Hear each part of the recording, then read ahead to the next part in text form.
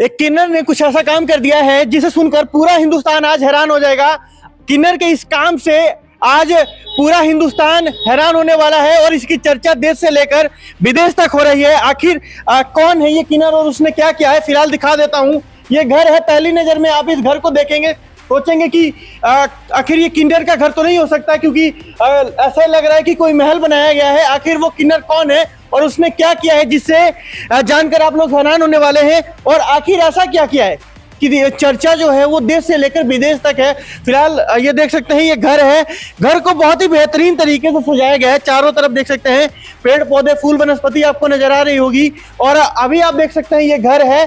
अब पहली नजर में कोई नहीं कह सकता कि ये किसी किन्नर का घर है। ऐसा लग रहा है कि किसी बड़े सेक्टर में कोई बड़ी कोठी बनाई गई है। फिलहाल ये देख सकते हैं वो चेहरा जिसने जो काम किया है वो जानकर आप लोग हैरान होने वाले हैं। वो तमाम मुद्दों पर मैं बातचीत करने वाला हूं। फिलहाल देख सकते हैं इनका परिचय बता देता हूं। पानीपत की सुप्रसिद्ध समाज सेविका किन्नर गुरु हाजी साधना जी हैं।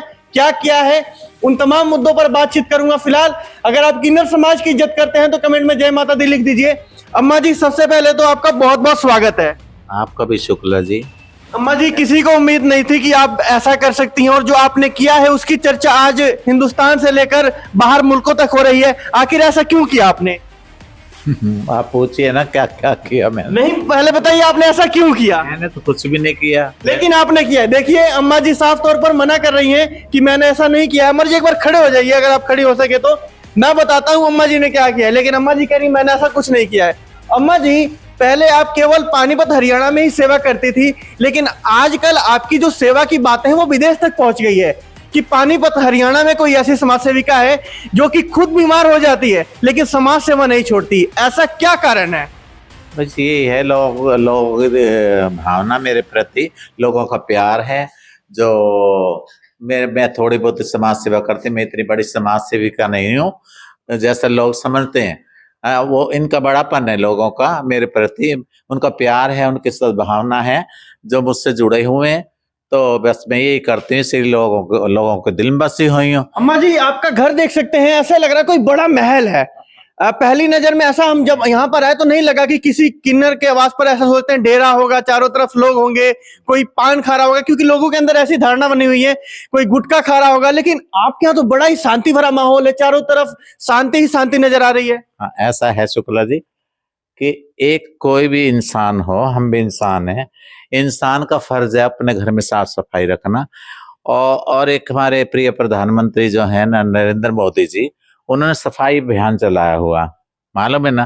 तो मैं तो शुरू सफाई में रहती है, मुझे पसंद ही नहीं पान खाना, गुटखे खाना, और इससे अपनी छवि खराब होती है। ये सेवा की भाव क्यों आई? क्योंकि आप लोग खुद जाते हैं, बधाइयां लेते हैं लोगों से, उसके बाद अपना जीवन यापन करते हैं और आप लोग हमेशा कहते हैं कि आपसे ही हम हैं। और आप हर दिन जो बधाई का पैसा मिलता है वो ले जाकर समाज सेवा में दान कराती हैं। फिर आप खाएंगे क्या, बचाएंगे क्या? नहीं, ऐसा तो कुछ नहीं है कि सारी मैं समाज सेवा में लगा देती हूँ। जैसे मेरे आते हैं बच्चे कमा के लेके आते हैं, उसमें से कुछ दान के लिए अलग रख लेते हैं। मेरी भावना है, शुरू से मैं समाज से जुड़ी हुई हूँ और मैं किसी दुखी को देख नहीं सकती हूँ। ये मेरे अंदर से खुद ऑटोमेटिक भावना जगती है। मेरा दिल पुकार कहता है किसी की सेवा करो, किसी को वो करो। तो फिर मैं इसीलिए शुरू से समाज सेवा से जुड़ी हुई। ये बताइए, हाँ, आम लोग हैं वही सोचते हैं कि किन्नरों के पास इतने पैसे कहाँ से आ जाते हैं, किन्नरों के पास इतने बड़े बड़े महल, इतनी बड़ी बड़ी गाड़ियां हैं। आखिर किन्नर ऐसा कौन सा बिजनेस करते हैं? हमारे जजमान जीता रहे, जजमान हमारे जीता रहे, जो हमारा प्यार है हमारा, वो किसी के डाका तो मार के मिलाते नहीं, किसी से चोरी करके तलाते नहीं। और आपने शुक्ला जी ये भी सुना होगा, आप गली गली फिरते कैमरे लेके मीडिया वाले, और कहीं मेरी बुराई आज तक सुनी है आपने? कि मेरी टीम की बुराई सुनी है कि ये इनके दिल में ऐसा है कि इंद्रों जैसा स्वभाव है कि लड़ते हैं, झगड़ते हैं, बदतमीजी करते हैं। जजमान हमें देता है, उसी से हम ये सब बनाते हैं।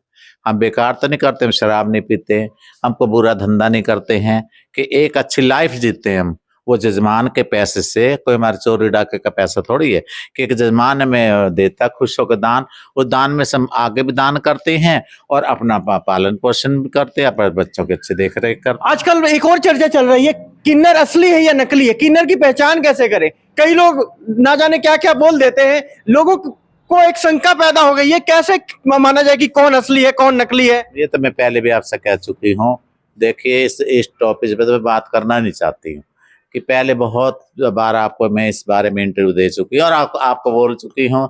सब समझा सके फायदा क्या उससे फायदा कुछ होने वाला नहीं है। तो वो है अपना गुजारा वो भी करते हैं, हम लोग अपना गुजारा करते हैं, पर गलत है। मैंने पहले भी कहा, एक जो होती है हाउस वाइफ होती है, एक कार्ल गर्ल होती है। कार्ल गर्ल में और एक हाउस वाइफ फर्क होता कि नहीं होता? हमें तो आप समझ लिए जैसे हाउस वाइफ हैं और वो जो किन्नर जो आवारा टूल टैक्स में खड़े होते हैं, एक आवारा लोग हैं, तो उनको हम अपने अंदर कैसे रख सकते हैं? किन्नरों के बारे में ऐसा क्यों कहा जाता है कि इनसे पंगे मत लेना, अगर इन्होंने बद्दुआ दे दी तो आपकी जिंदगी खराब हो जाएगी?